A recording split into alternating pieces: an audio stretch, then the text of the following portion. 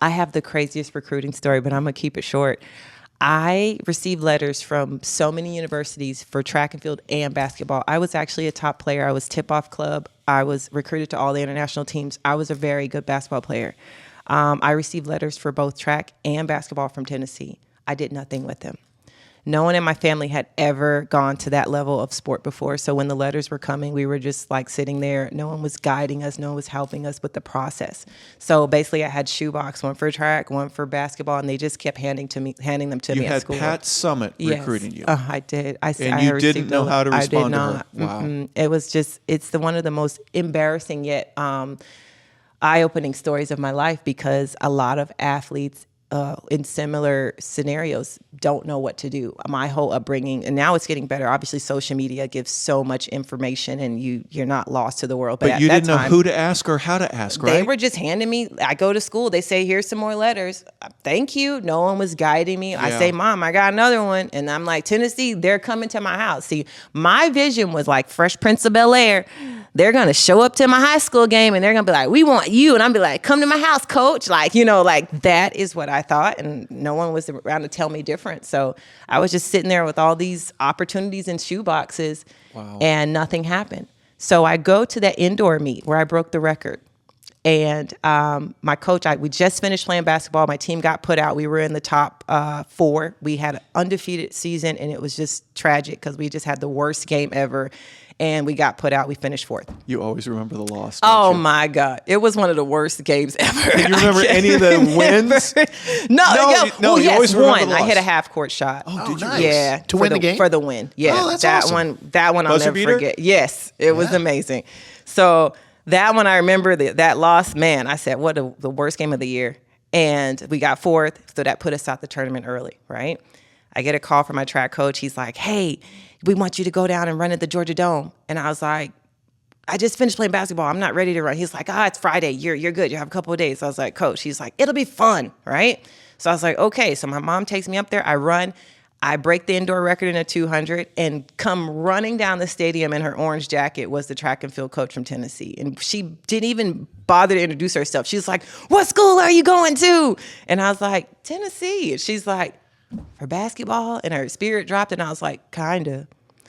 Because at that point, when I didn't hear from the coaches, I enrolled at the university myself, and I was accepted academically. I said I was getting on that team no matter what. Wow. See, I have a never give up kind of like craziness about me. Yeah. So when I didn't get a call, or I didn't get the letter, my mom was like, "Okay, no big deal." And I'm like, "Yeah, let's go get there." I said I was. You wanted to go regardless. Oh, absolutely. I wanted to go to Tennessee until I was 10 years old. At 10. What amazes me is all the rumors and the stories of college athletics, and they're doing all this, and here's this top athlete that's basically waiting for someone to just spend some time, and that would be interesting to figure out why they. But thankfully, she came running out of the stands. She did. And you're not alone in your naivety, and that's because a lot of people think they know what to do. Yeah, my dad paid for the dinner when the Colorado State coach came, and Coach Al Sandall said, "My dad's name is Jim." He says, "Jim, I've been coaching for decades. No one has ever taken me out to dinner. Oh, wow. Ever."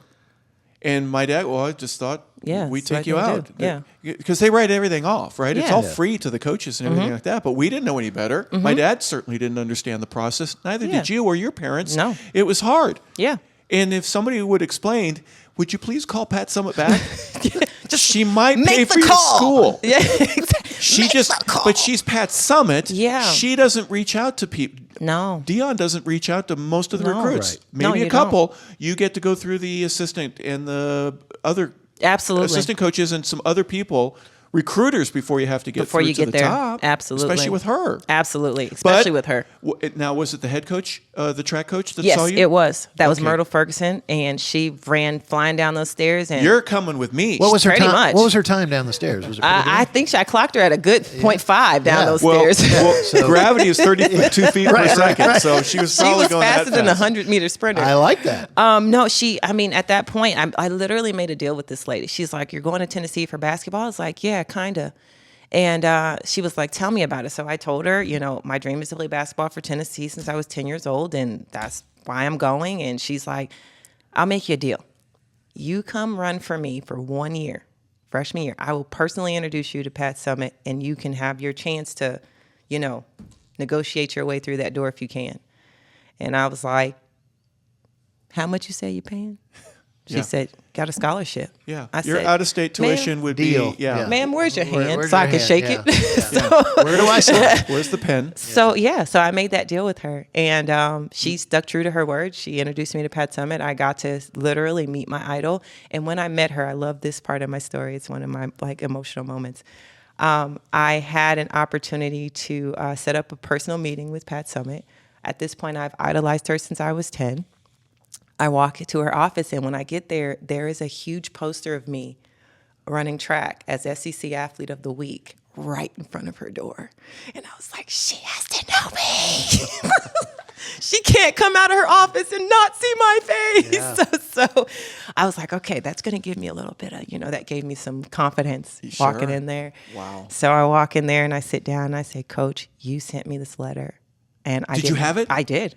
I had everything. You went back to the shoebox? The shoebox never left me. So I'm like, you sent me this letter, and I didn't know what to do with it. No one in my family has ever, gone this route before. My school never, didn't know what to do with an athlete like me, a female athlete. Like they had guys that were going to, college, but none of the girls. So they didn't really know what to do. And I fell through the cracks, but I promise you I'll be one of the best players that you ever have that didn't get a chance to play for you. If you give me a shot, I promise you, you won't regret it. And so I told her I'll be the fastest thing on the court she's ever seen. You'll never see anything faster on the court. Defensively, I cannot be matched. And that, she tilted her head like, yeah, you're saying all the right words. And she was like, well, I don't need to hold tryouts. I said, Coach, no disrespect. You're the greatest coach in the world. At that time, she had greatest Absolutely. coach in the world status, Oh, right? absolutely. And I said, I know you don't need to, you got a line of people trying to get through the door. Hundreds. But give me a shot. She's like, okay, I'll hold a tryout for you in the fall, but I can't hold it just for you. I have to open it up to the university, but I'll do that. I said, amen, thank you. Jesus, I ran out of there. I mean, my whole my chest cavity was filled. I mean, I could not imagine a more exciting moment for me. And you say, did you play for Tennessee? That's always the big question. No, I didn't. I had a very crazy collapse. The coach that made that deal with me, she had to resign my freshman year. So before I get to the end of my freshman year, she resigns. The new coaches came in, and I love them now, but I did not like them then. I'm not going to sugarcoat it. They were not my best friends then, but they are my best friends now. And they gave me an ultimatum, basically. They said if I even go to the basketball tryout, Wow. I would lose my scholarship. You either run or you're done. Yep. Run only. Yep. They didn't want But to. you were a Bo Jackson or a Dion, right? You Get me Dion status. Yeah, I'll take Dion status. Two-sport? Yeah. And I was about that life. And I had been training all summer because I wasn't a track kid. I was a basketball kid who could run. Right. Yeah. And so I went home. I didn't run summer track. I didn't know anything about summer track. I'm like, what is this? You just played basketball and you broke a record without training. Yeah, exactly. Right? I know. No, exactly.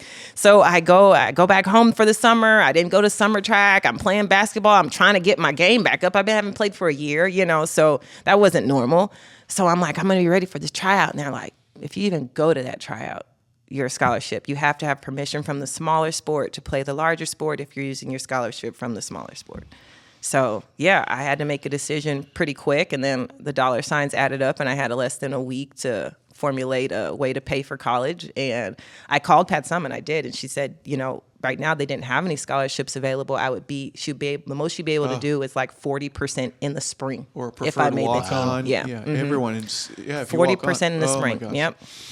So that's how we got down to track. That's how I ended up, track and field. But I always say God has a way of guiding you where he needs you to be or where he wants you to be. So Because even though you didn't like those coaches, that did start you on the path of becoming an Olympic athlete. It kind of worked out. yeah, it did. It really worked out, I would say. And you still got your jumper. I did. You still can play. I Yeah. still got a little. I mean, my kneecaps. Well, I don't know. I'm on borrowed kneecap time. Set up in the corner. Set up in the corner. Yeah, let me post up. I got an offer to play in a celebrity basketball game. I was like, Was there a time where you were rounding the track there at Tennessee near Neyland Field where you had just finished, you're breathing heavy, and you go, I think I'm fast enough to make it at the next level. When did that occur? That was a natural transition for me. I didn't actually get a chance to think it before it happened. So because I wasn't really focused on track and field, I didn't have the goals set for it. So I wasn't thinking, oh, I want to be an Olympic gold medalist. I'm just getting over the heartbreak of not being able to pursue basketball as far as I wanted to. So I said, okay, I'm just running.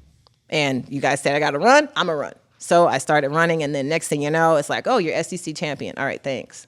You're NCAA runner-up. Okay, great, I'll get it next year. Like, my success individually in every time I performed is what catapulted me to the Olympic level. So one race, you win the NCAA title, you're more than likely going to make the team in the Olympic trials if you can stay consistent. You're at least invited to the Olympic trials. Yes, you are. So you ran in Oregon, didn't you? I did. Oh man, was that like a dream come true also?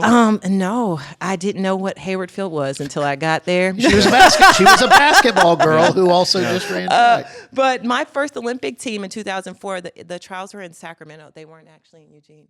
Okay. Eugene became like the mega power.